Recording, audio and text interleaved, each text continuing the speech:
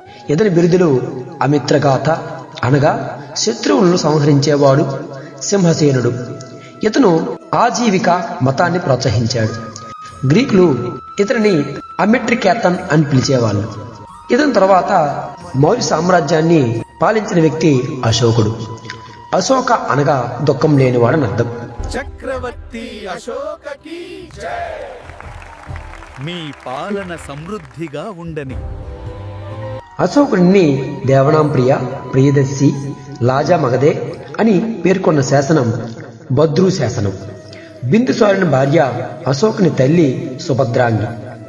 పట్టాభిషేకం జరిగిన 9వ సంవత్సరం అనగా క్రీస్తు పూర్వం 261లో కళింగ యుద్ధం చేసినట్లు 13వ శిలాశాసనంలో ఉంది.